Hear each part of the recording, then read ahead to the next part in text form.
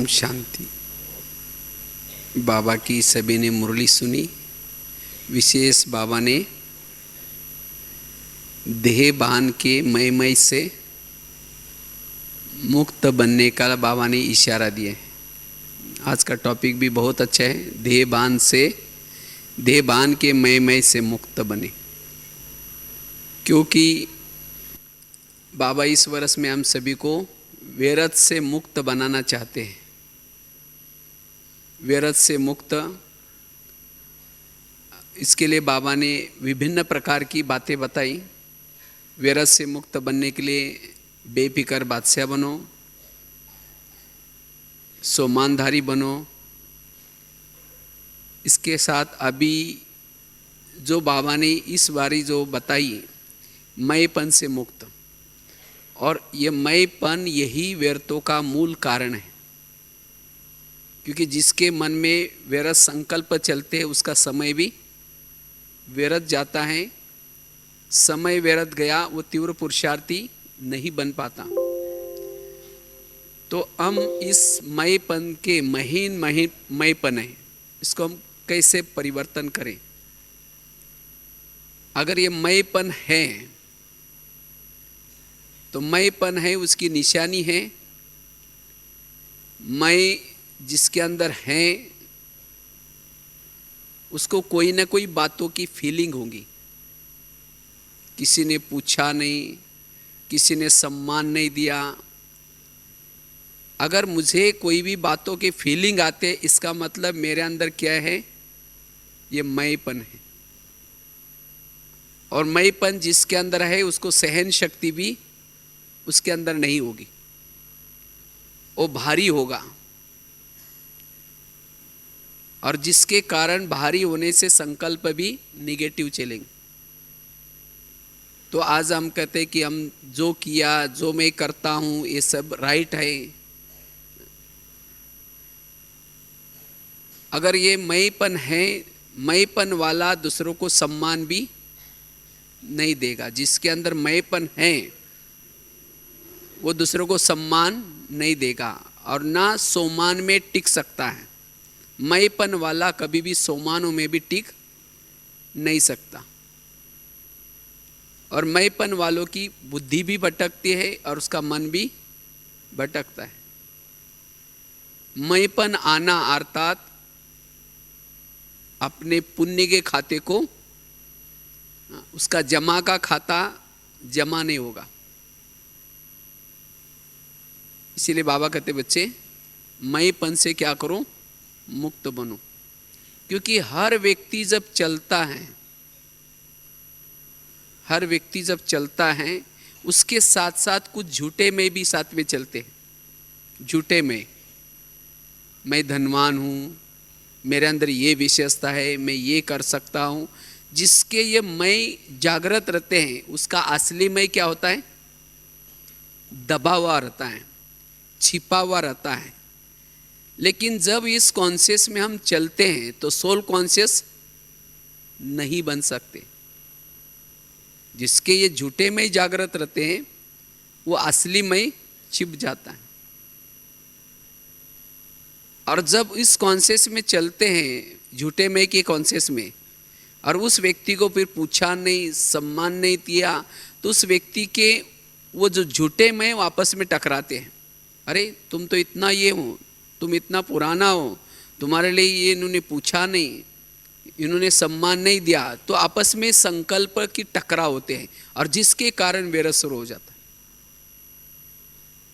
इसीलिए क्या करे, जो हमारे जो झूठे मय हैं, जो मेरे अंदर की विशेषता है, मेरे अंदर गुण है, मेरे अंदर की कला है, ये सब झूठे मय मेरे जागृत न रहे। मेरा असली मय का स्वरूप जागृत रहे। उसके लिए क्या करना है, उसके लिए जिसने अमृत वेला का योग के तरफ ध्यान दिया, जिसने मुरली को अच्छी तरह सुन लिया, जिसने क्लास के पहले योग अच्छी तरह लगाया, तब उस असली मय को एक प्रकार की ताकत मिलती है। और जब ये ताकत मिलते हैं तो असली मय क्या होता है, सारा दिन जागृत रहता है। और जिसका असली मैं जागृत है, उसको किसने पूछा नहीं पूछा उसका कोई भी फर्क नहीं पड़ता। जिसको बाबा कहते बच्चे, ये आत्म स्वरूप में टिको। आत्म स्वरूप में टिकने वाला ही मैंपन से मुक्त रह सकता है। ब्रह्मा बाबा ने शरीर छोड़ने से पूर्व 3 शब्द याद दिलाए थे, बच्चे क्या करो, निराकारी बनो, निर्विकारी बनो, और तीसरा निरअहंकारी बनो। क्योंकि जो निरअहंकारी है वही क्या बन सकता है, वही निराकारी स्थिति में रह सकता है। अगर मुझे मेरे विशेषता की, मेरे कोई कला की, मेरे अंदर कोई गुण है, इसका अगर अभिमान है, अभिमान वाला कभी भी निराकारी स्थिति में नहीं रह सकता। इसीलिए मेरे अंदर जो झूठे मैं हैं उसको क्या करना है, मुझे दबा करके रखना। दबा करके अर्थात उसका भान मुझे ना रहे, मेरे अंदर आत्मिक नशा रहे। यह जिसको कहते हैं ना घमंड, घमंड क्या चीज है, घमंड को अभिमान, अभिमान को दूसरा शब्द है घमंड। और जो घमंड या अभिमान में रहता है वो कभी भी सोमान में, आत्मस्थिति में, रूहानी नशे में नहीं रह सकता। इसीलिए बाबा कहते बच्चे, इस अभिमान को हमें क्या करना है, खत्म करना है। कई बार तो हमारे अंदर बाबा ने विशेषता दी है सेवा के लिए, सेवा के लिए विशेषता दी है, लेकिन उस विशेषता को हम क्या समझते हैं, ये मेरी विशेषता है, मैं करता हूं। वास्तव में हम कुछ नहीं कर रहे, कराने वाला कौन है, बाबा है। कराने वाला बाबा है। बाबा निमित्त बना करके हमारे से क्या करता है, कराता है। जैसे आप लोगों ने देखा होगा कठपुतली, कठपुतली डांस करती है।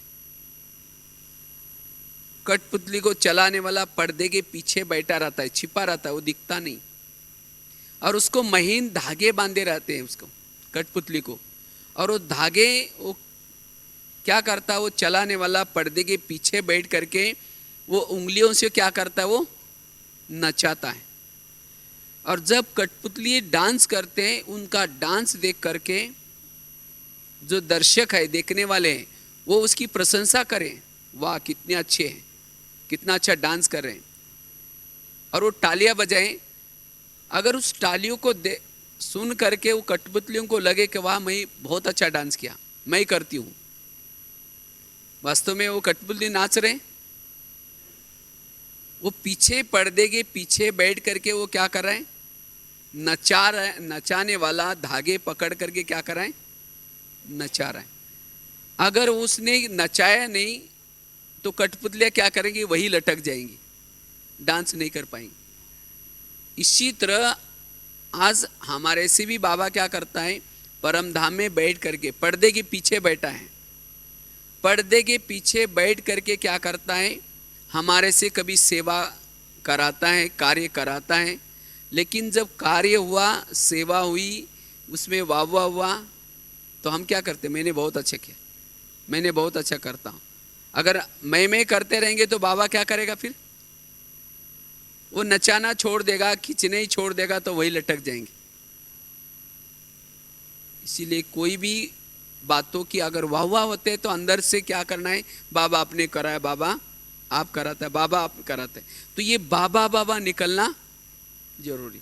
लोग हमारे गुण गाए, हम अंदर से किसके गुण गाए, बाबा के, बाबा आपने कराए, तब जाकर के जमा होगा। इसीलिए बाबा कहते बच्चे, ये मैंपन वर्तमान समय निगेटिव का मूल कारण है। मैंपन के कारण हमारा, अगर मेरा कभी माथा भारी होता है, कहते हैं ना मेरा दिमाग आज भारी हो गया, क्यों भारी हो गया, जरूर मेरे अंदर कोई ना कोई प्रकार का मैंपन है। इसलिए बाबा ने कहा शिवरात्रि के समय कौन सी बलि चढ़ाने के लिए कही? इस मैपन की क्या करनी है? हमें बलि चढ़ानी है। तब जाकर के शिव जी हमारे से प्रसन्न हो जाएंगे और वरदान देंगे। मैपन आया, वहां माया आ गई। मैपन आया तो हमारे जमा का खाता भी, हम बाबा ने कहा कि बच्चे बहुत सेवा करते हैं, बहुत मेहनत करते हैं, लेकिन जब उनके मैं खाते देखता हूं उनके कितना जमा है, तो खाते में जमा कुछ भी नहीं है। क्यों जमा नहीं? मैपन के कारण। इसीलिए अगर मुझे जमा करना है तो क्या करना है? हर कार्य में बाबा ने कराया, बाबा कराता है, ये बाबा बाबा जब निकले तो क्या होगा? जमा होगा। एक बार की बात है, चित्रगुप्त के पास टाटा बिरला शेरी छोड़ने के बाद वहां पहुंच गए, और पहुंचने के बाद चित्रगुप्त को पूछा, कहा कि बताओ मेरा भविष्य का आगे का पद क्या है, मेरा पुण्य और कितना पुण्य जमा हुआ उसका हिसाब बताओ। तो उसी समय चित्रगुप्त ने देखा उनके खाते में कुछ भी जमा नहीं था। तो उस समय वो टाटा बिरला कहते, ये कैसे हो सकता है, मैंने तो बहुत कुछ नीचे करके आया, एक एक बच्चा मेरे नाम से जानता है। तो उस समय चित्रगुप्त ने कहा कि आपने क्या क्या करके आए नीचे? कहा कि मैंने धर्मशाला बनाई, मंदिर बनाया, बहुत सारा कुछ काम किया है।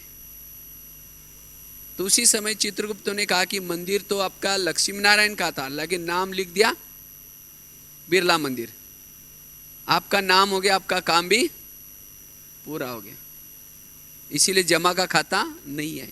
इसी तरह हमने कुछ सेवा की और उस सेवा का नाम हुआ तो हमारे खाते में जमा नहीं होगा। इसीलिए बाबा कहते बच्चे गुप्त दान महापुण्य,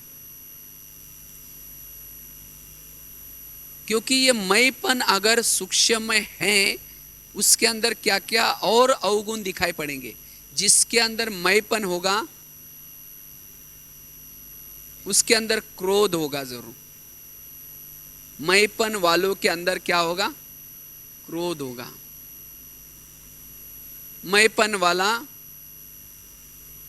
जिसके अंदर मैपन है, क्रोध होगा, आवेश होगा। और मैपन वाला अपने आप को ही क्या समझता है? सर्वोपरि, सब कुछ मैं ही मैं।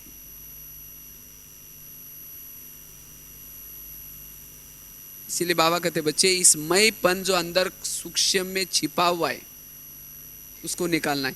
मैपन वाला संगठन से दूर होता जाएगा। जैसे पेड़ होता है, पेड़ को कोई अगर कीड़ा लगता है तो ऊपर से दिखने में तो अच्छा लगता है, लेकिन अंदर से क्या होता है? खोखला होता है। इसी तरह मैपन वाला दिखने में ऊपर से तो ये लगता है, लेकिन अंदर से क्या होगा? खोखला होगा, उसके अंदर कोई भी ताकत नहीं होगी। विश्वामित्र ने तपस्या की, और वो तपस्या इसीलिए की थी, उनको क्या करना था? वो महर्षि ऋषि थे, उनसे भी आगे जाना था, लेकिन उतनी इतनी तपस्या की, अस्त्र शस्त्र भी अपने तपस्या के बल से उन्होंने प्राप्त किए, लेकिन तो भी उनके जीवन में राक्षस ने विघ्न डालते गए, उन्होंने कई बार हार गए। क्यों? उन्होंने तपस्या तो की, लेकिन अंदर से क्या थी? ईर्ष्यावश की थी, कोई ना कोई स्वार्थ था, अहम था, प्रतिस्पर्धाई थी। इसी तरह अगर हम भी तपस्या करते हैं, कुछ कार्य करते हैं, लेकिन अगर ईर्ष्यावश करते हैं, अहमवश करते हैं, तो हमारे तपस्या में माया के विघ्न जरूर आएंगे, फिर हार जाएंगे, संस्कार परिवर्तन नहीं होगा, क्योंकि कोई ना कोई हम स्वार्थ लेकर के तपस्या करते हैं। कितनी में हमारे पास अस्त्र शस्त्र है, अगर मेरे तपस्या में सफलता प्राप्त नहीं होती, इसका मतलब मेरे तपस्या में कोई ना कोई अभिमान है, स्वार्थ है, इसलिए हमारी निस्वार्थ वाली तपस्या हो। अगर मेरे जीवन में विघ्न आते हैं, इसका मतलब जरूर कोई ना कोई अभिमान है। इसीलिए हमें इस अभिमान से क्या करना है, मुक्त बनना। अभिमान, अभी अभी मुझे मान, इसको कहेंगे अभिमान। तो अभिमान के जगह पर हमारा कौन सा गुण हो, नम्रता। नम्रता, जिसके जीवन में नम्रता आई, नम्रता वाला कभी भी मरता नहीं है। वो कैसा रहेगा,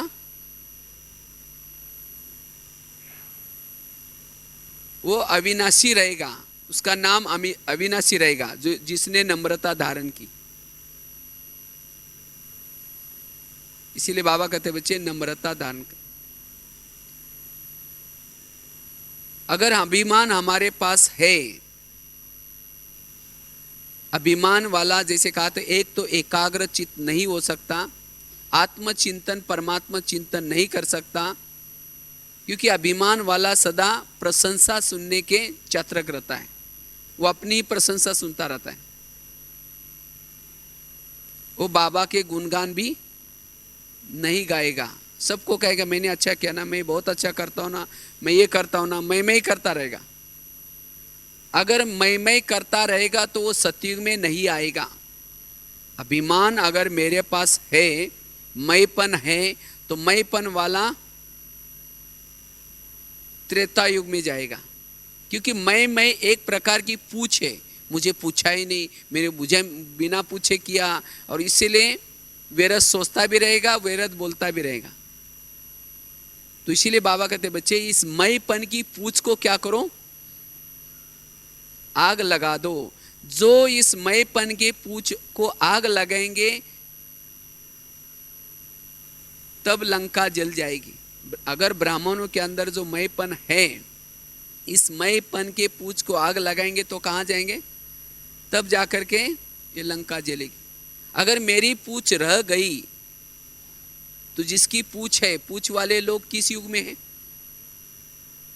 सतयुग में कोई गोपिका या गोप है, किसी की पूछ है क्या पीछे से, तो पूछ वाले लोग किस युग में है, त्रेता में। जितने भी त्रेता में बंदर है सबको पूछ है। क्यों पूछ है, क्योंकि उन्होंने मैंपन को नहीं छोड़ा था। तो कौन से युग में जाना है, सतयुग में जाना है। अगर सतयुग में जाना है तो इस मैंपन की पूछ को क्या करना है, खत्म करना है। मेरे अंदर कोई भी प्रकार का अभिमान ना हो, मेरे अंदर विनम्रता हो। विनम्रता वाला सरल रहेगा, विनम्रता वाला सबके साथ एडजस्ट होकर के चलेगा। अभिमान वाला किसी के साथ एडजस्ट नहीं करेगा, और जो एडजस्ट नहीं करता वो अकेला रहता है, और जो अकेला है वो कमजोर है, संगठन से दूर होगा। आज मेरे टकराव के, मेरे स्वभाव संस्कार के टकराव के कारण है मेरा ही अपना अभिमान। इसीलिए बाबा कहते बच्चे निरहंकारी बनो। अगर मेरे अंदर ये अभिमान रह गया, ये मैं रह गया, तो दोपहर में पूजने तो बनेगा, उसकी मंदिर में पूजा तो होगी, लेकिन उसको भोग किसका लगेगा, मैं का भोग लगेगा। कहते देवी क्या मांग रहे, मैं मांग रहे, तो क्या मैं वाले भोग वाले बनना है। इसीलिए बाबा कोई देवी को सात्विक भोग लगता है। क्यों, क्योंकि वो मैंपन से मुक्त, संगम युग में सब यादगार बन जाते। इसीलिए बाबा कहते बच्चे इस मैंपन को क्या करना है, खत्म करना है। आज कईयों को लगता है नहीं हम सब कुछ करते हैं, सेंटर को हम चलाते हैं, हमको बिना पूछे, हम जब सेंटर पर कुछ भी नहीं था तो मैंने ये सामान दिया, मैंने ये किया, और अब थोड़ा सा ये हो गया तो मुझे पूछते ही नहीं लोग। और इसीलिए फिर क्या करना शुरू करते हैं, अवगुण देखना शुरू करते हैं, परचिंतन करना शुरू करते हैं, मन में निगेटिव विचार आते हैं। तो वास्तव में हम नहीं कर रहे, लेकिन बाबा हमारे से हमारा भाग्य बना रहे। जैसे पहले ज़माने में जब गाड़ी चलती थी, बैलगाड़ी, तो बैलगाड़ी के नीचे से भी एक कुत्ता चलता है साथ में। देखिए खेती में अगर जाते हैं तो कुत्ता उसके नीचे नीचे से गाड़ी के चलता है। लेकिन जब वो कुत्ता क्या करता है, सामने से कोई दूसरा कुत्ता आता है, उसके ऊपर टूट पड़ता है, उसके साथ झगड़ा करता है। क्यों? क्योंकि उस कुत्ते को एक गलत फहमी होती है कि मैं पूरी ये बैलगाड़ी खींच रहा हूँ इतनी बड़ी, और तुम मेरे रास्ते में क्यों आए हैं, और इसीलिए उसके ऊपर टूट पड़ता है, झगड़ा करता है। उसको वास्तव में मिथ्या अभिमान होता है कि मैं गाड़ी खींच रहा हूँ। वास्तव में गाड़ी क्या वो कुत्ता खींचता है? एक्चुअली गाड़ी कौन खींचता है? वो बैल खींचते हैं। इसी तरह आज किसी को लगता है मैं सेंटर चला रहा हूँ, मैं सब कुछ दे रहा हूँ, अगर नहीं देता तो सेंटर भी नहीं चलता है यहाँ, मैं घर चला रहा हूँ, मैं ऑफिस चला रहा हूँ, मैं ये कारोबार चला रहा हूँ। ये क्या है हमारा? ये मिथ्या अभिमान है। वास्तव में चलाने वाला चला रहा है। आप चले जाएंगे तो भी सेंटर चलेगा, तो भी घर चलेगा, तो भी दुनिया चलेगी, तो भी ऑफिस चलेगा। इसीलिए हमें कोई भी प्रकार का मैं करता हूं मेरे बिना नहीं हो सकता, ये नहीं, ये बाबा करा रहे हैं, बाबा कराता है। इसलिए ये बाबा की स्मृति रखना अर्थात अभिमान को खत्म कर। जैसे एक के सामने अगर 0 लगाओ कितना बनता है? 10। उसके सामने और एक 0 लगाओ कितना बनेगा? 100। उसके सामने और 0 लगाओ कितना? 1000। तो इसी तरह पहले बाबा, उसके बाद मैं, उसकी वैल्यू बढ़ती है। और पहले मैं फिर बाद में बाबा, उसकी कोई भी वैल्यू नहीं है। अगर एक के साथ 0 आ जाए उसकी वैल्यू है, अगर मेरे साथ 0 नहीं है उसकी वैल्यू कोई भी नहीं है। इसलिए पहले बाबा, उसके बाद मैं। इसीलिए बाबा कराता है, ये हमारा भान सदा बना रहे, और तब हमारा योग भी निरंतर लगेगा। अगर मैंपन आया तो अंतिम समय हम फेल की निशानी में जाएंगे, फेल हो जाएंगे। अभिमान वाला, आज रावण की हालत क्या होगी? रावण के पास इतना सारा था, वो विद्वान था, सब कुछ था, लेकिन अभिमान के कारण उसकी क्या होगी? पराजय हुई। इसी तरह ये काम, क्रोध, लोभ, मोह, ये विकार तो कुछ भी नहीं है। सबसे बड़ा विकार है ये अभिमान। क्योंकि और ये अभिमान किसके पास आता है? जितना ज्ञान में चलेंगे, जितना पुरुषार्थ करेंगे, जितना योग लगाएंगे, जितना सफलता प्राप्त करेंगे, जितना आगे जाएंगे, अभिमान पता ही नहीं चलता अंदर से कैसे हमें खोखला बनाता। इसीलिए बाबा कहते बच्चे चेक करो कहीं ये अभिमान रूपी जहर तो मेरे अंदर तो नहीं है। अभिमान को जहर कहेंगे तो भी कोई हर्जा नहीं। अगर अमृत में थोड़ा सा एक जहर का बूंद डालो तो क्या हो जाता है? अमृत भी जहर बन जाता है। इसी तरह अगर मैंने बहुत सेवा की, बहुत कुछ किया, अगर मेरे अंदर अभिमान आया तो सेवा का पुण्य भी नष्ट हो जाता है, बल भी नष्ट हो जाता है, फल भी नष्ट हो जाता है। इसीलिए हमें इस अभिमान से क्या करना है? दूर। कहते हैं ना, विद्या विनयन शोभते। मेरे पास विद्या है, मैं ज्ञानी हूं, मैं योगी हूं, ये मेरे विनम्रता से पता चलेगा। अगर मेरे अंदर विनम्रता ही नहीं, इसका मतलब मेरे पास ज्ञान नहीं है। जिसके पास जितना गहरा ज्ञान होगा उतना उसके पास विनम्रता होगी। विनम्रता अर्थात एडजस्ट होकर के चलेगा, हाँ जी करते चला जाएगा। ये नहीं कहा कि मैं जो कहता हूँ यही सुनना चाहिए, मैं कहता हूँ यही करना चाहिए। अगर आपके पास कोई आने के लिए डरता है, इसका मतलब अंदर क्या है? ये बड़प्पन नहीं, लेकिन ये अभिमान है। अभिमान वाला व्यक्ति अगर सामने से आता है तो दूसरा किनारा करके जाएगा, कई चक्कर में न डाल दे। अभिमान वालों को कोई मिलना भी पसंद नहीं करेगा। इसीलिए बाबा कहते बच्चे, इस सूक्ष्म इस अभिमान का हमें क्या करना है? त्याग करना है। और अभिमान वाला सारा दिन टकराता रहेगा, वो टकराता रहेगा। और जो सारा दिन टकराता है वो शाम के समय योग का अनुभव नहीं करता। जैसे शिवलिंग, शिव जी के जो भी मंदिर होते हैं, एक तो पहाड़ी पर होता है, पहाड़ी पर होता है, और होता है तो उसका दरवाजे भी कैसा होता है, उसका दरवाजा छोटा सा होता है, उसमें कैसे जाना पड़ता है, झुक करके जाना पड़ता है। अगर शिव जी के मंदिर में कोई सीधा ही चला जाए बिना झुके हुए तो क्या हो जाएगा, वो सिर में लग जाएगा, वही बाहर रोता रहेगा, शिवलिंग के पास नहीं पहुंचेगा। इसी तरह परमधाम में शिव बाबा रहता है, पहाड़ी पर रहता है। अगर परमधाम में हमें शाम के समय, योग के समय जाना है, इस शिवलिंग के पास घंटों तक बैठना है, तो हमें सारा दिन सबके साथ कैसे चलना है, झुक करके चलना है।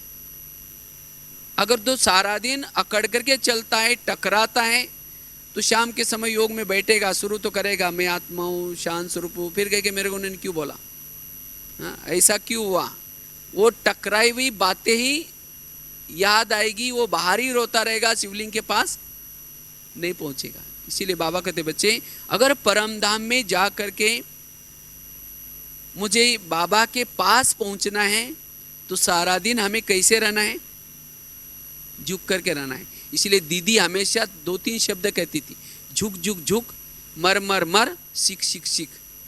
जीवन में मरना सीखो, झुकना सीखो और सीखना सीखो। अभिमान वाला कभी भी दूसरे से सीखेगा नहीं। वो कहेगा अरे मैं इसे क्या सीखूं, मैं सब कुछ जानता हूं, मैं ज्ञानी हूं। नहीं, हमें सभी से सीखना है। अगर मेरी सीखने की प्रवृत्ति खत्म हो गई तो समझो मेरे अंदर क्या आ गया, अभिमान आया। इसीलिए बाबा कहते बच्चे निरहंकारी बनो, और जितना ये निरहंकारी की स्थिति आएगी उतना कैसे बनेंगे, निराकारी। आज हमारे बाबा, ब्रह्मा बाबा, शिव बाबा भी देखो, शिव बाबा कितनी बड़ी हस्ती है, लेकिन आज भी कहा ना, मैं तुम्हारा कौन हूं, ओबेडेंट सर्वेंट हूं। कहा मालिक, और क्या कहता है, मैं तुम्हारा ओबेडेंट सर्वेंट हूं। सर्वेंट भी बाबा कभी कहते हैं। आज कहा कि मैं तुम्हारा ओबेडेंट टीचर भी हूं, सदगुरु भी हूं। ये बाबा के निरहंकारी को दर्शाता है। और इसीलिए बाबा कैसा रहता है, बाबा के अंदर निरहंकारिता का गुण है सागर, है मालिक, लेकिन कैसा है, निरहंकारी। और इसीलिए बाबा निराकारी स्थिति में है। इतना ही नहीं, ब्रह्मा बाबा में देखो, सी बाबा की प्रवेशता, इतनी बड़ी हस्ती बाबा के तन में, लेकिन बाबा को कभी भी, कहते ना, जब बाबा साकार में थे तो बाबा इतनी बड़ी हस्ती होने के बावजूद भी गोबर के उपले बनाते थे, गोबर के उपले। उनको ये नहीं लगा कि अगर मेरे को गोबर के उपले बनाते समय कोई देख लेगा तो लोग क्या कहेंगे, सोचा। इसीलिए जितना हमें महान, उतना हमारे कर्म भी, ये नहीं कि महान बन गए इसलिए हम ऐसे साधारण कर्म करना भूल जाए। अब देखो दादियों ने भी क्या किया, शुरू में दादी तो इतनी बड़े बड़े घर की थी, अच्छे पढ़े लिखे भी थे, लेकिन जब यज्ञ में आए बाबा ने क्या किया, उनसे कैसी सेवाएं ली। किसी की ड्यूटी थी साइकिलिंग रिपेयरिंग करना, जो मोटर थी, गाड़ी थी, उसके नीचे से जा करके उसकी सफाई करना, बर्तन मांजना। तो इसी तरह आज ये जो सेवा बाबा देता है, सेवा किसी लिए है, सेवा हमें निरंकारी बनाती है, देह के भान को भुलाती है। इसलिए हम कितने भी महान बने, लेकिन हमें ये निरहंकारिता का गुण जरूरी है, और तब जाकर के हम एडजस्ट होकर के चल सकते हैं। आज था ना, कोई भी परिस्थिति में कैसे रहना है, नाजुक परिस्थिति में भी कैसे रहना है, एडजस्ट होकर के। एडजस्ट वही रह सकता है जो निरंकारी है, जहां बिठाए, जो खिलाए, जहां भी रखे। और उससे हमारी महानता पता चलती है। नहीं, हम ये नहीं कर सकते। कई बार सेंटर पर अगर सेवा मिली तो बहन जी को कहेंगे, बहन जी देखा हम इतने बड़े घर के हैं, अगर झाड़ू लगाते समय किसी ने देख लिया तो हमको लोग क्या कहेंगे। इसलिए हमारी थोड़ी पोस्ट देख करके, पोजीशन देख करके सेवा देना। हाँ, ये भी क्या है, ये भी अभिमान है। इसलिए बाबा कहते बच्चे इस अभिमान से क्या करो, जीते जी मर जाओ। अभिमान तब मरेगा जितना हम जीते जी मर जाएंगे। तो हम मरे हैं, जिंदे हैं? क्या है? मरे हैं। अगर मरा हुआ मुर्दा कोई सामने है और उस व्यक्ति की महिमा करेंगे, अरे भाई आप तो शरीर तो छोड़ दिया, लेकिन आपने तो जीवन में बहुत अच्छा अच्छा काम किया, आप तो बहुत अच्छे हैं, बहुत महिमा करेंगे। वो हंसता है क्या? अच्छा है, मैं जाने के बाद भी आप लोग मेरी महिमा कर रहे हैं, हंसता है। अगर उसकी ग्लानि करेंगे, अच्छा है तुम मर गए, तुम तो बहुत खराब थे, तुम तो बेकार थे, तो उस समय नाराज होता है? उसकी ग्लानि करो चाहे उसकी महिमा करो, उसकी स्थिति एक रस, इसको कहेंगे मरा हुआ। अगर हम जीते जी मरे हैं तो अगर हमारी कोई वाहवाह करता है खुश हो जाते हैं, अगर कोई बुराई करते हैं तो हम अपसेट हो जाते हैं। इसका मतलब कैसे हैं? जिंदे। अगर मुझे कोई भी बातों की फीलिंग आती है, इसका मतलब जिंदा है। इसीलिए बाबा कहते बच्चे ये देह भान का अभिमान, ये मई का अभिमान हमें क्या करना है, इससे मुक्त बनना है। इससे व्यर्थ संकल्प नहीं चलेंगे। व्यर्थ संकल्प का ये बहुत बड़ा कारण है ये देह का भान। इसलिए जितना हम इस देही अभिमानी स्थिति में रहते हैं उतना ये मैं हमारा क्या होगा, खत्म होगा। निरंकारी स्थिति। इसलिए चाहे हमारा पद कैसा भी हो, पोजीशन कैसी भी हो, लेकिन तो भी निरंकारी। एक बार की बात है, अमेरिका के राष्ट्रपति वाशिंगटन, जॉर्ज वाशिंगटन, तो एक बार कई घोड़े पर बैठ करके सवेरे सवेरे कहीं सैर करने के लिए जा रहे थे। और जब सैर करने के लिए जा रहे थे तो इतने में उन्होंने देखा एक जगह पर एक ट्रक के अंदर कुछ गठड़ी कुछ लोग चढ़ा रहे थे। और गठड़ी चढ़ाते समय उनका जो बॉस था मजदूरों का, मजदूर चढ़ा रहे थे, धक्का लगा रहे थे, वो बॉस उनको बोल रहा था कि और जोर से, और जोर से। तो बस केवल एक व्यक्ति की ताकत की उसको गठड़ी को जरूरत थी। तो उसी समय जॉर्ज वाशिंगटन ने कहा, भाई आप भी थोड़ा धक्का लगा दो। तो उस समय वो कहता है, अरे भाई मैं तो इन सभी का कौन हूँ, बॉस हूँ, इनसे काम करा कर लेना ये मेरा काम है, न कि खुद काम करना। समझा? ऐसा बोल दिया सीधा उसको, क्योंकि उसने तो सवेरे का वो वॉकिंग का ड्रेस पहना था, ये बोलने वाला कौन है ये पहचाना ही नहीं था। उस समय जॉर्ज वाशिंगटन वहाँ से घोड़े पर से उतरे और जो गठड़ी चढ़ा रहे थे मजदूर, उनको मदद की, जोर से धक्का लगा दिया, वो गठड़ी गाड़ी में गई। और उसके बाद उन्होंने अपने जेब से विजिटिंग कार्ड निकाला और कहा कि मैं जॉर्ज वाशिंगटन हूँ, यह मेरा विजिटिंग कार्ड लो, जब भी कहीं ऐसा काम होगा तो मुझे फ़ोन करके बुला लेना। उस समय उस बॉस को लगा, अरे ये तो हमारे राष्ट्रपति है और इन्होंने ऐसा काम किया। तो उस समय जॉर्ज वाशिंगटन ने कहा कि मनुष्य कितना भी बड़ा हो जाए, लेकिन उसको कभी भी अपने पोस्ट की, अपनी पोजीशन का अभिमान ना आए। इसी तरह बाबा कहते बच्चे, हम कितना भी बड़ा बने लेकिन हमें अभिमान ना आए। तो ये अभिमान हमें क्या करता है, अभिमान वाला टकराता है और सारा दिन ये परचिंतन करने के निमित्त बनाता है। मुझे पूछा ही नहीं, मुझे ये किया ही नहीं, मेरे साथ ऐसा व्यवहार किया, मैं इसकी माँ हूँ, मैंने इसको ये किया। कई चीज़ें आज जो व्यर्थ है उसका कारण है ये मैं। इसीलिए इस मैं के भान को हमें क्या करना है, छोड़ना है। और तब जा कर के हमारे मन हमारा स्थिर होगा। उसी मन से हम प्रभु चिंतन कर सकते हैं, उसी मन से हम आत्मचिंतन कर सकते हैं। और जितना मयपन से मुक्त बनेंगे उतनी बुद्धि भी हमारी शक्तिशाली बनेगी। अभिमान वालों की बुद्धि भी कमजोर होती है, उसकी निर्णय शक्ति खत्म हो जाती है, उसका विवेक भी नष्ट हो जाता है। अभिमान आने से विवेक नष्ट हो जाता है, और जिसका विवेक नष्ट हो जाता है उसको क्रोध आता है, जोश भी आता है। तो ये क्रोध, जोश, ईर्ष्या, ये सब अभिमान के कारण होता है। इसीलिए बाबा कहते बच्चे, इस अभिमान को खत्म कर निरहंकारी बनो। और जितना निरहंकारी स्थिति में रहेंगे उतना एकाग्रचित होंगे, सारा दिन अपने सोमानों में टिक सकेंगे, सोमानधारी बन सकेंगे, अपनी आदि स्वरूप की अनादि स्वरूप की उस मूर्ति में रह सकेंगे। अगर अभिमान होगा तो नहीं रह सकेंगे। अभिमान वाला सदा दूसरे के दोष देखता रहता है, यह ऐसा है, यह ऐसा है, और मैं ही अच्छा हूं। अगर मेरे अंदर यह अभिमान का मैं का संस्कार रह गया तो अंतिम समय फेल हो जाएंगे।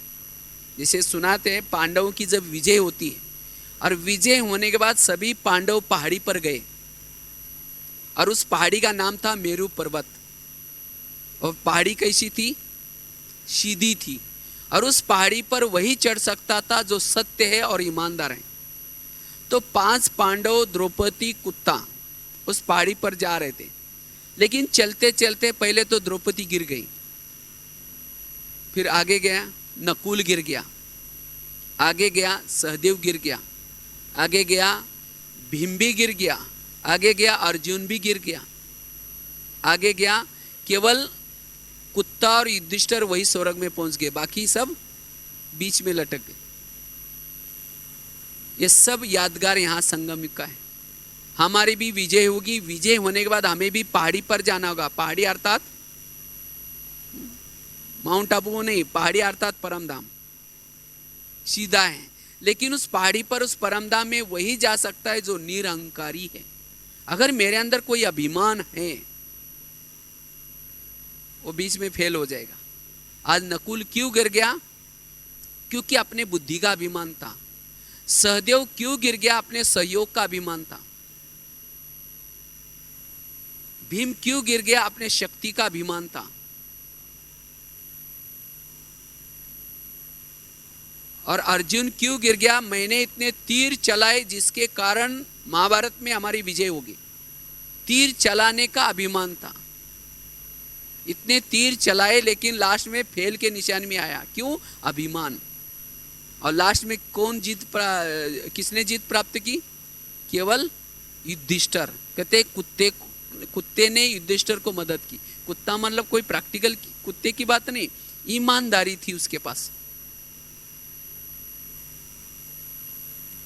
तो इसी तरह अगर मेरे अंदर भी कोई बुद्धि का अभिमान है, मैंने इतना अच्छा प्लानिंग बनाया इसीलिए सेवा सफल हो गई, मेरे इतनी अच्छी बुद्धि थी इसके कारण यह काम सफल हो गया, मैंने ये सहयोग दिया इसीलिए इतना कार्यक्रम सफल हो गया, फेल। मैंने इतना सारा ज्ञान सुनाया इसके कारण इतने सेंटर खुल गए, इतने जिज्ञासु आ गए। ये तीर चलाना, ज्ञान सुनाना, अगर इसका भी अगर हमें अभिमान है तो हम इतना सारा करने के बाद भी क्या हो जाएंगे? फेल में आ जाएंगे। इसीलिए बाबा कहते बच्चे, ये कोई भी प्रकार का अभिमान न हो। कराने वाला पीछे से बैकबोन बन करके करा रहा है। जैसे महाभारत में और भी एक घटना सुनाते हैं, जब पांडव की विजय हो जाती है, पांडव की विजय हो गई और विजय होने के बाद पांडव ही आपस में लड़ना शुरू करते हैं। भीम कहता है मेरी गदा के कारण इतना अच्छा युद्ध सफल हो गया। अर्जुन कहता है तुम्हारी गदा तो कुछ भी नहीं थी, मेरे तीर थे। वो कहता है मेरी गदा, वो कहता है मेरे तीर। वो आपस में लड़ना शुरू करते। कहते उसकी जब ये महाभारत शुरू होने से पूर्व एक बार्बरिक नामक एक ये था जो भीम का पुत्र कहा जाता है उसको, बार्बरिक। जो उसको भी पता चला कि कौरव और पांडवों में युद्ध होने वाला है, तो उसको लगता है मैं भी क्या करूंगा, युद्ध में शामिल हो जाऊंगा, लेकिन मैं उनके साथ लड़ूंगा जिनकी पराजय होने वाली है। पराजय किनकी होने वाली थी? कौरवों की। तो कहता है मैं उनके साथ लड़ूंगा, लेकिन उसको एक वरदान था, उसको कोई हरा नहीं सकता था, तो वो भी क्या करता है, युद्ध में आता है। लेकिन जब कृष्ण को अंतर्ध्यान से पता चला कि ये युद्ध में आ रहा है, अगर ये हारेगा नहीं, कौरवों के साथ लड़ेगा, तो ना पांडव हारेंगे ना कौरव हारेंगे। इसीलिए कृष्ण क्या करता है, उसके रास्ते में जाकर के वेश बदल करके बैठ जाता है। जब वो अपने सैनिकों के साथ आता है और उसी समय वो ब्राह्मण बन करके कृष्ण बैठता है, और उस समय बार्बरी को कहता है, हे राजन, आप इतना बड़ा युद्ध करने के लिए जा रहे हैं, लेकिन कुछ दान पुण्य करके जाओ ताकि आपके युद्ध में सफलता प्राप्त हो जाएगी। उसको लगा ये ब्राह्मण है, ये क्या मांगेगा, कोई धन मांगेगा, कोई कुछ मांगेगा, भूमि मांगेगा, और क्या मांगेगा। तो उस समय कहता है कि आपको क्या चाहिए, वो बार्बरिक। तो उस समय वो ब्राह्मण कहता है मैं जो मांगोगे वो देंगे। तो कहता है जो मांगोगे वो देंगे, बताओ क्या चाहिए। वचन दिया। तो कहता है कि आपका सिर चाहिए मुझे। अब उसने सिर मांगा तो सोचा ये तो ब्राह्मण कैसा हो। तो उस समय फिर पूछता है कि मैंने तो वचन दे के फंस गया हूं, लेकिन आप कौन है। जब उसने कृष्ण का अपना वो स्वरूप सामने लाया, तब कहता है आपने तो मेरे साथ बहुत धोखा किया है, लेकिन अभी मैंने क्या किया है, ये वचन दिया है, मैं अपना सिर देता हूं, लेकिन मेरी एक शर्त है, मुझे वो युद्ध पूरा देखना है। तो उस समय कृष्ण कहता है ठीक है। तो उसका सिर लेकर के क्या करता है, वो पेड़ से बांध करके रखता है, लटका करके रखता है। और जब वो युद्ध हो रहा था, वो सब साक्षी होकर के सिर क्या करता है, वो युद्ध देखता। और लास्ट में जब पांडव आपस में लड़ रहे थे, मेरे गदा के कारण, वो कहता है मेरे तीर के कारण, उसी समय वो सिर जोर जोर से हंसता है और कहता है अरे ना तुम्हारे गदा थी, ना तुम्हारे तीर थे, मुझे तो केवल एक चक्र दिखता था। वो चक्र आता था और गले काट करके चला जाता था चक्र, और उन्होंने अक्षिणी सेना को मार दिया है। तीर तो मुझे दिखाई नहीं पड़े, ना गदा दिखाई पड़ी। उस समय भीम को गुस्सा आता है उसके ऊपर, वो गदा मार के वो चला जाता। तो वास्तव में देखा जाए तो ये हमारे संगम युग की यादगार है। आज हम भी विजय प्राप्त करते, सफलता प्राप्त करते, इसके पीछे बैकबोन में कौन है, ये बाबा है। अगर हमारे साथ में बाबा ना होता तो काम के ऊपर, क्रोध के ऊपर, इन विकारों के ऊपर जीत प्राप्त करना असंभव था। आज द्वापर युग में इतना अच्छा वातावरण था, वो वहां विकारी दुनिया तो थी नहीं, माना इतनी गंदी दुनिया थी नहीं, बहुत अच्छा वातावरण था। लेकिन वहां भी बड़े बड़े ऋषि मुनि क्या किया, उन्होंने वो सन्यासी वैराग लिया था, लेकिन छोड़ करके वापिस आकर के गृहस्थी बसाई, पवित्र नहीं रह सके, उनके लिए बहुत कठिन था। लेकिन ऐसे अभी के वातावरण में आजकल क्या क्या फैशन, कितने सारे इंटरनेट, ईमेल, क्या क्या गंदगी भरी है, भोजन कितना तमोगुण। लेकिन ऐसे वातावरण में भी हमने कोई घर तो छोड़ा नहीं, गृहस्थी में रह करके भी फिर भी पवित्र रह रहे, कोई मेहनत नहीं कर रहे, कोई इतनी साधना भी नहीं कर रहे, लेकिन फिर भी इजीली, जिसको दुनिया वालों ने कहा था कि कपास और आग एक जगह पर नहीं रह सकती, लेकिन आज यह असंभव बातें हम संभव कर रहे हैं। इसका मतलब साथ में कौन है, ये बाबा की शक्ति हमारे साथ में कार्य कर रहे, ये गुप्त रूप में कार्य कर रहे। इसीलिए उस कराने वालों को कभी भी नहीं बोलना है। इसीलिए बाबा कहते बच्चे, जो बैकबोन है हमारा, जिसने हमारे अंदर इतनी कला भर दी, इतना हमारे अंदर गुण भर दे, उस बाबा को कभी भी नहीं बोलो, अन्यथा फिर हमारी उन्नति नहीं होगी। और हम जो भी कुछ करते हैं, ये तो एक दरिया में खसखस है। खसखस देखा है ना, खसखस का दाना कितना बड़ा होता है, बहुत छोटा सा महीन होता है। अगर दरिया में, दरिया मतलब सागर को दरिया कहते हैं, अगर सागर में दरिया में कोई खसखस डाल दो, कहाँ पहुंच जाएंगे, पता ही नहीं चलेगी कहाँ जाए चली जाएगी। तो इसी तरह हम जो कुछ सेवा कर रहे हैं, जो कुछ कार्य कर रहे हैं, जो हमारी विशेषता या गुण ये दरिया में खसखस है, लेकिन हमें लगता है हम बहुत कुछ कर रहे हैं। ये हमारा हद, जब हम हद में होते हैं, देह भान में होता है, तो हमें लगता है बहुत कुछ कर रहे हैं, और उसी नशे में हम क्या होते हैं, ना बड़ों को सम्मान देते, ना कुछ करते हम अपने में। लेकिन नहीं, हमें अपने होश में भी रहना है। इसीलिए बाबा कहते बच्चे, ये देह अभिमान का मयपन आज हमें टकराता है, हमें संगठन से दूर होते हैं, हम बड़ों से भी दूर हो जाते हैं, और हम अकेला बनना चाहते हैं। लेकिन नहीं, जैसे अगर पतंग कहे मैं बहुत दूर जाना चाहता हूँ, आकाश में छू करके आना चाहता हूँ, लेकिन ये धागा मेरे पीछे पड़ा है, धागा मुझे बार बार क्या कर रहे हैं, खींचता है, और वो धागे से नाता तोड़ देगा तो ऊपर जाएगा या नीचे आएगा, और धरती पर ही आ जाएगा।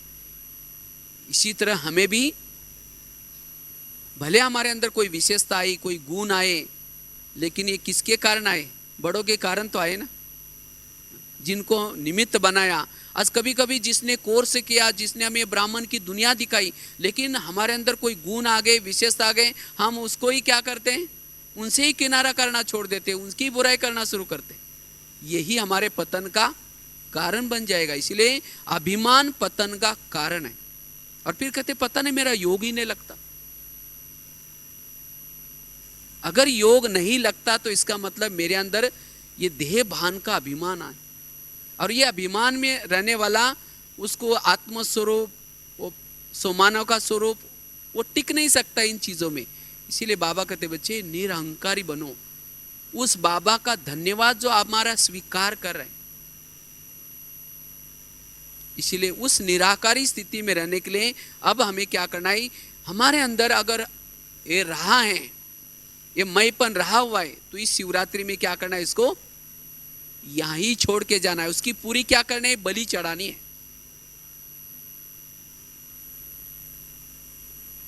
और जब बलि चढ़ाएंगे तब जाकर के बाबा कुछ हो जाएगा। इसलिए मैपन नहीं, लेकिन बाबा कराता है, बाबा कराता है।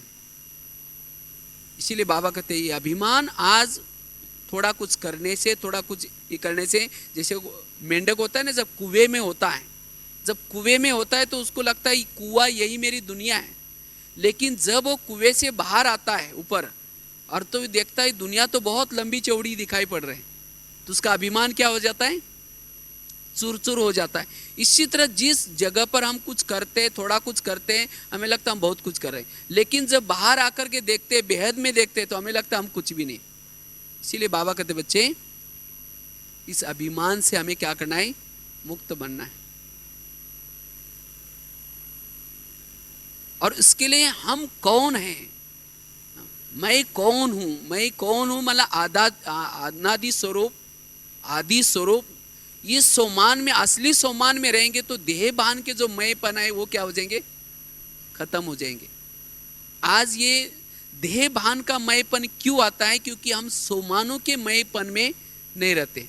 जो मेरे असली जो मैं है, मैं भक्तों की इष्ट हूं, मैं स्वराज्य अधिकारी हूं, इस मय में रहेंगे तो ये जो देह भान के मयपन है वो क्या हो जाएंगे, खत्म हो जाएंगे। इसीलिए बाबा कहते बच्चे इस मयपन के कारण आज हमारे आपस में टकराव हो जाते हैं, हमारा अंदर से मन में निगेटिव चिंतन चलता है। तो इस निगेटिव चिंतन को खत्म करने का ये आधार है, और उसके कारण फिर संस्कारों में भी टकराव हो जाते हैं, क्रोध आता है, और उसके कारण हमारा टाइम भी क्या होता है, वेस्ट हो जाता है। जो बाबा ने व्यर्थों के ऊपर अटेंशन खिंचवाया, क्यों व्यर्थ जाता है समय, क्योंकि अभिमान के कारण। और उसके कारण फिर हम दूसरे से अपेक्षा करते कि ये इन्होंने मुझे पूछना चाहिए, इन्होंने मुझे ये करना चाहिए। हमें कोई भी किसी की प्रकार की अपेक्षा, अपने आप अगर सम्मान में रहेंगे तो सम्मान अपने आप मिल जाएगा। जैसे फुटबॉल होता है ना, बॉल होता है, उस बॉल के अंदर हवा रहती है, हवा रहती है तब क्या होते हैं, उसको लोग क्या करते हैं, लात मारते हैं। अगर उसके अंदर हवा ही नहीं तो कोई लात नहीं मारेगा। इसी तरह आज हमारे अंदर भी इस अभिमान रूपी हवा भरी रहती है, और जिसके कारण फिर लोग भी क्या करेंगे, अगर निरहंकारी बनेंगे तो कोई हमें विघन भी नहीं आएंगे। अगर मेरे जीवन में विघन आते हैं, इसका मतलब मेरे अंदर कोई ना कोई हवा भरी है, कोई ना कोई मेरे अंदर जरूर अभिमान है, तब तो जाकर के मेरे जीवन में विघन आ रहे। इसलिए मैं निरहंकारी बनने का क्या करना है, पुरुषार्थ करना है। निरहंकारी वाला सदा सिंपल लिविंग, हाई थिंकिंग, सरल चित्त रहेगा, और सरल चित्त वाला ही एडजस्ट कर सकता है। उसके पास सहन शक्ति का गुण, अभिमान वालों के पास शक्तियां गुण। कहा जाता है अभिमान आया गुणों का गुलदस्ता मुरझाया। जहां अभिमान आया सब गुण मुरझा जाते, कोई भी गुण साथ नहीं देगा, कोई शक्तियां भी साथ नहीं देंगी। अगर हमारे जीवन में गुण नहीं, शक्तियां नहीं, तो हमारी विजय कैसी होगी। इसीलिए हमें यही तपस्या करनी है, हम निरहंकारी बने।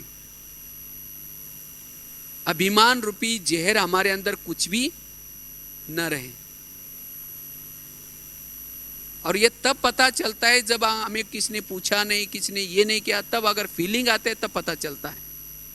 इसलिए अभिमान रूपी जहर को खत्म करके सदा हमें क्या करना है, निरहंकारी रहना है। और जितना निरहंकारी रहेंगे उतना फिर कौन सी स्थिति रहेगी, निराकारी आत्मिक स्थिति, जिसको बाबा कहते हैं ज्वाला स्वरूप योग। वो ज्वाला स्वरूप योग क्यों नहीं रहता, इसका ये भी कारण है कि अभिमान है। अभिमान वाला सारा दिन, अगर अभिमान है, जो कुछ छोटे मोटे हमारे अंदर विशेषता या गुण के कॉन्शियस में है, वो ना कर्म योगी बन सकता है, ना बैठक योगी बन सकता है। और वो ज्वाला स्वरूप योग की स्थिति उसकी नहीं बन सकती। इसीलिए बाबा ने कहा कि महीन आप चेक करो कि मेरे अंदर किस प्रकार का अभिमान है। क्या हम जीते जी मरे हैं? जब तक जीते जी इस देह भान के से मरेंगे नहीं, तब तक एकाग्र नहीं बन सकते। एक बार की बात है, एक शिष्य को गुरुजी ने मंत्र दिया था, कहा कि आप ये मंत्र जपते रहना, भगवान भव बंधन काटे, ये मंत्र जपते रहना। तो शिष्य क्या करता, ये मंत्र जपते हुए जा रहा था, तो एक जगह पर एक पिंजरे में तोता था। वो तोते ने मंत्र सुन लिया, तो उस समय शिष्य को बुला करके लेता है, कहता है मैं भी इस पिंजरे में फंसा हूँ, मुझे यहाँ से जाना है, इसकी विधि क्या है। तो उस समय वो शिष्य कहता है ये तो मुझे पता नहीं, गुरु ने ऐसे मंत्र दिया हुआ है। तो तोता कहता है जाओ पूछ के आओ इसकी विधि क्या है। तो तोता क्या करता है, वो शिष्य पूछने के लिए जाता है गुरुजी को, कहता है मुझे आज एक ऐसे तोते ने एक प्रश्न पूछा है, वो पिंजरे के अंदर है, उसकी विधि पूछा है छूटने की। मैंने मंत्र जपते हुए जा रहा था, भगवान भव बंधन काटे। तो गुरुजी ने बात सुनते गुरुजी ध्यान में गए, 1 घंटा 2 घंटा 3 घंटा, सवेरे भी हुआ ध्यान में थे। तो शिष्य को लगता है पता नहीं कब आएंगे, चलो दूसरी गली से चलते हैं। जब दूसरे गली से जा रहे थे तो तोते ने देखा कि वही शिष्य है। उसने क्या क्या आवाज़ करके फिर उसको बुलाया, कहा कि मैंने आपको कल प्रश्न पूछा था, उसकी विधि मिल गई। तो कहा तो मैंने आपकी बात तो गुरुजी तक पहुंचाई, गुरुजी हमारे ध्यान में है। कहा कि इसकी विधि मुझे मिल गई। वो भी क्या करता है, ध्यान में जाता है। 1 घंटा हुआ, 2 घंटा हुआ, तो वहाँ का जो मालिक था उसकी एक हमेशा एक आदत थी, जब भी आता है तोते को देखता है, कहता है तोताराम नमस्ते। तो तोता भी क्या करता है, अपना पाँव उठा करके नमस्ते कहता है। तो इसीलिए उन्होंने पिंजरे में रखा था। उसके बाद मालकिन आते कुछ खिलाते हैं, वो खाता रहता है। बच्चा स्कूल से आता है, उसे छेड़ता रहता है, खेलता है, काटता नहीं, वो भी खेलता है उसे। इसीलिए उन्होंने पिंजरे में रखा था। लेकिन रोज की तरह मालिक आया और उसने नमस्ते कहा, लेकिन उसी दिन कोई प्रतिक्रिया नहीं की, क्योंकि वो तोता किस में था, ध्यान में था। फिर मालकिन आई, कुछ खिलाया, खाया नहीं। बच्चा आया, खेलने की कोशिश की, वो कोई प्रतिक्रिया नहीं की। वो सभी को लगा ये तोता मर गया। नौकर को कहा इसको अभी फेंक के आ जाओ। फेंकने के लिए दरवाजे खोला, उड़ के चला गया। तो देखो, उसको जाने की इच्छा थी, पिंजरे से छूटने की इच्छा थी, लेकिन क्यों नहीं छूट सकता था?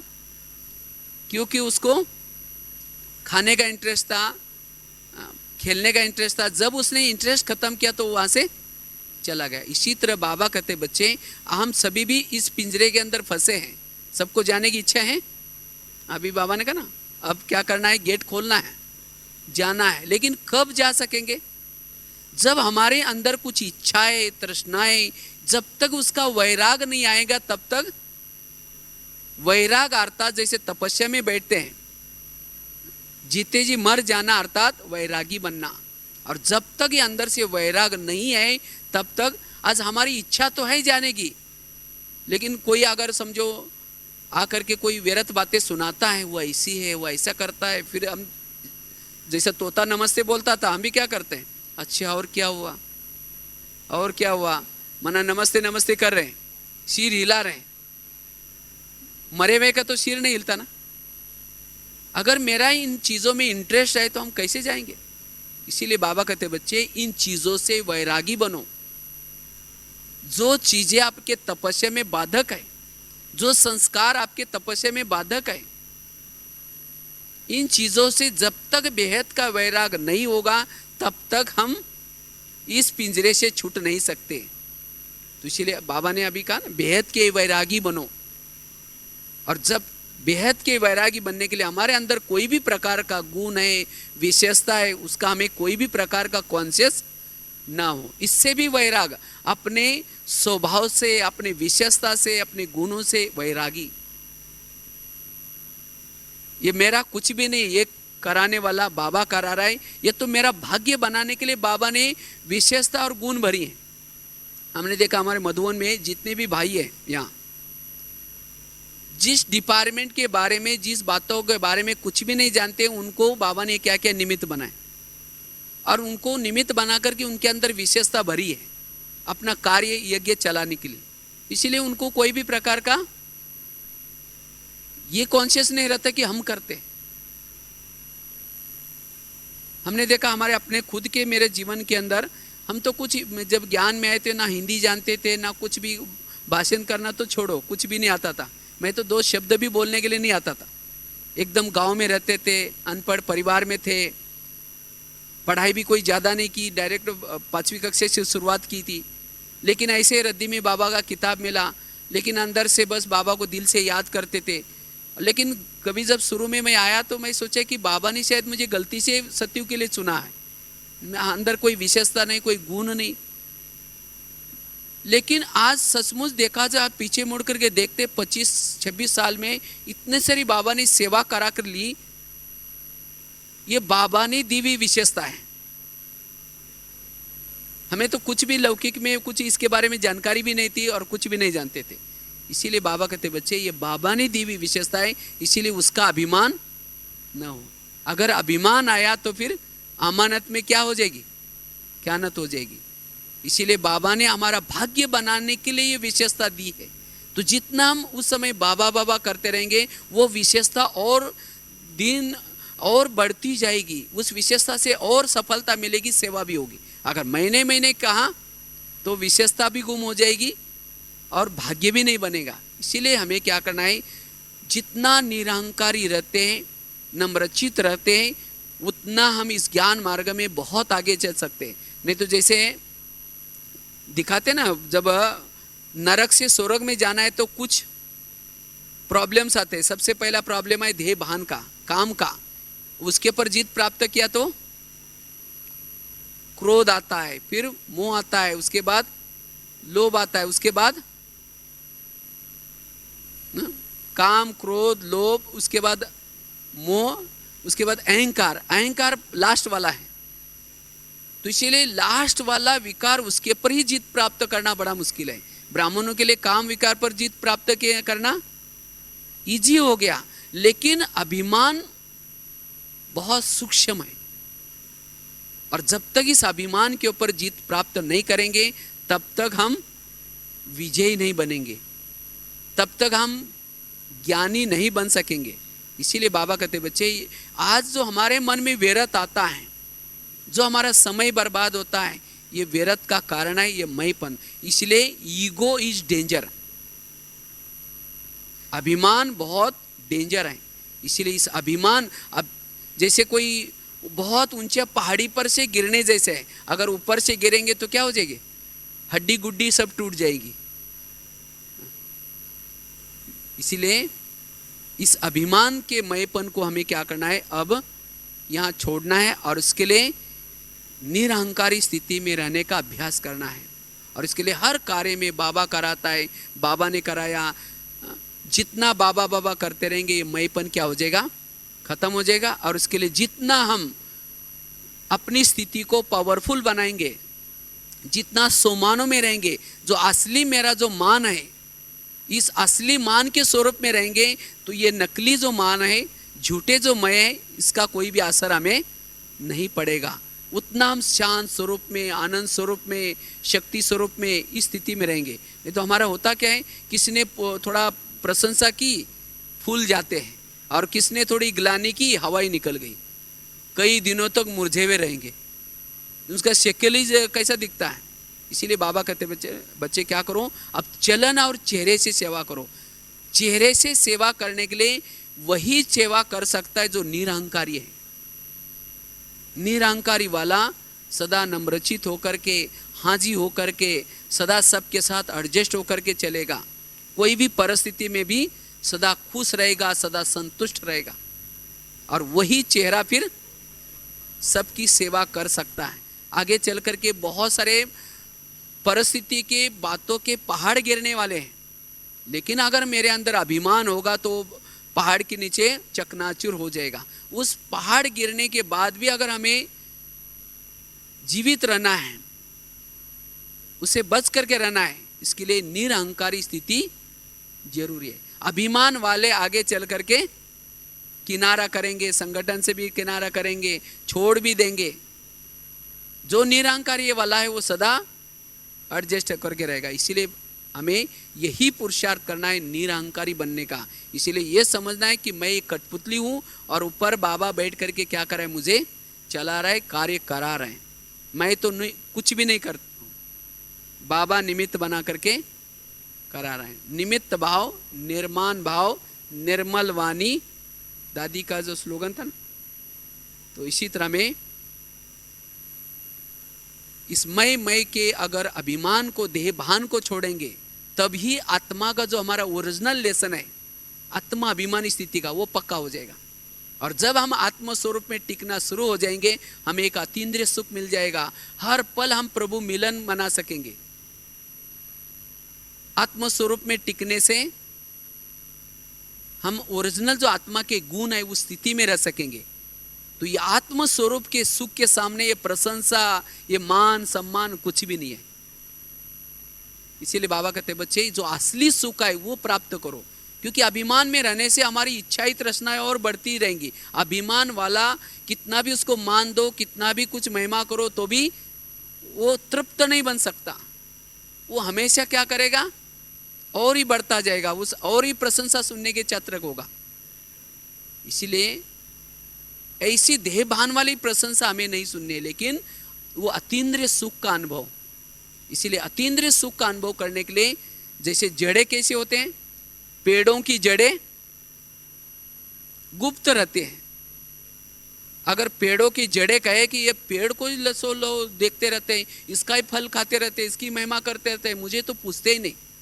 अगर पेड़ों की जड़ें ऊपर आ जाए तो पेड़ क्या हो जाएगा, नीचे गिर जाएगा। इसी तरह संगम युग में हम सभी कौन है, जड़े हैं।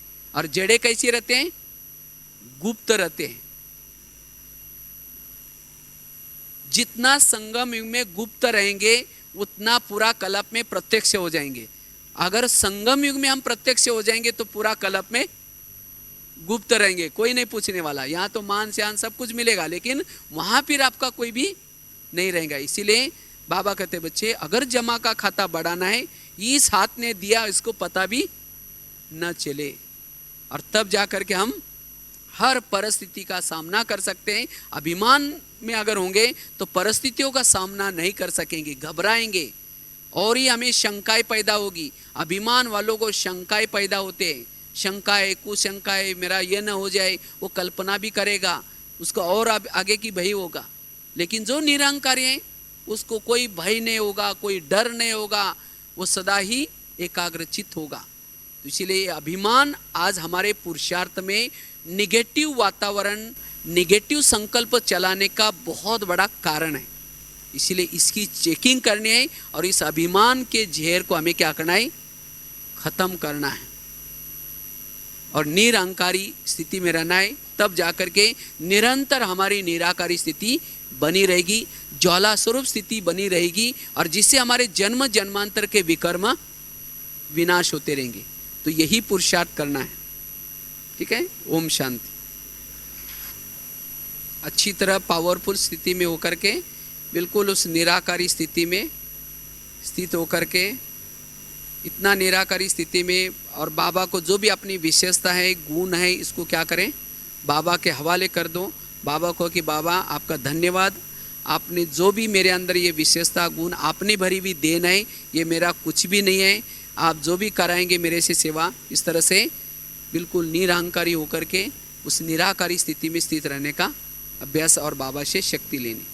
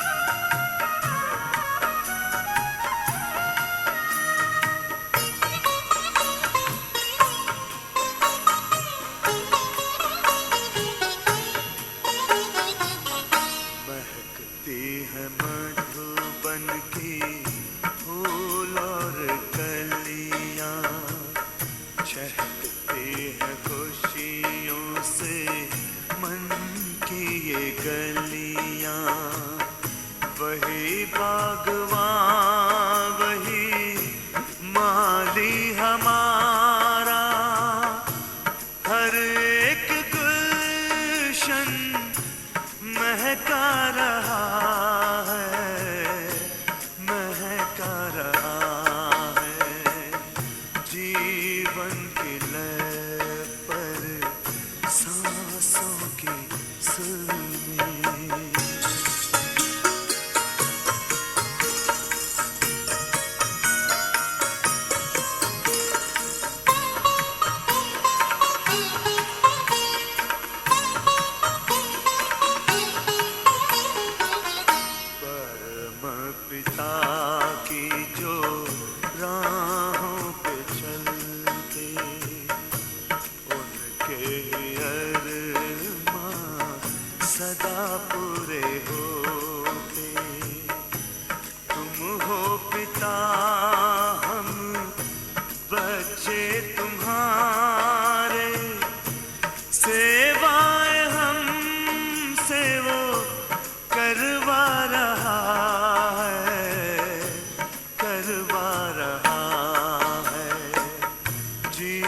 जीवन के लय पर सांसों के सुर में।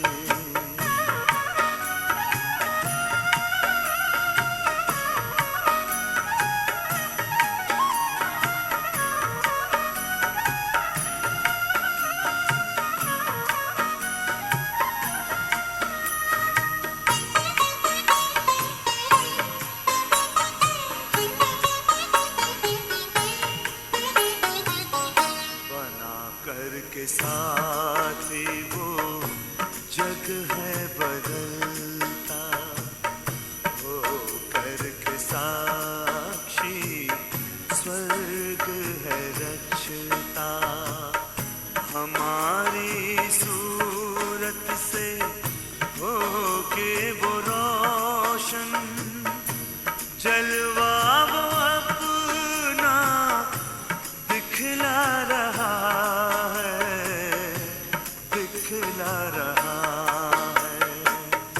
जीवन के लय पर सांसों के सुर में, दिल ये हमारा गुनगुना रहा है, गुनगुना रहा है। करन